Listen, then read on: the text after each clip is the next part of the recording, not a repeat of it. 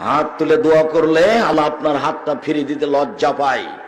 কোন মানুষ যখন হাত তুলে দোয়া করে আল্লাহকে বলে, তখন আল্লাহ তার খালি হাতটা ফিরিয়ে দিতে লজ্জা পায়। যদি স্বাভাবিক ভাবে বলেন তাহলে এভাবে বলবেন, কাঁধ সামনাসামনি।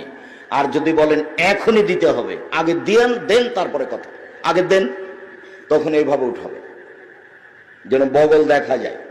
আর প্রথমে ইসমে আজম পড়তে হবে, আল্লাহুম্মা ইন্নী আসআলুকা বিআন্নাকা আনতাল্লাহ লা ইলাহা ইল্লা আনতাল আহাদুস সামাদুল্লাযী লাম ইয়ালিদ ওয়া লাম ইউলাদ ওয়া লাম ইয়াকুল লাহু কুফুয়ান আহাদ। যদি এটা মুখস্থ না থাকে আব্দুর রাজ্জাক সাহেব, তাহলে লা ইলাহা ইল্লা আনতা সুবহানাকা ইন্নী কুনতু মিনাজ জালিমিন, এটাও যদি মুখস্থ না থাকে তাহলে আলহামদুলিল্লাহি রাব্বিল আলামিন আর রহমানির রহিম মালিক ইয়াউমিদ্দিন, বাস।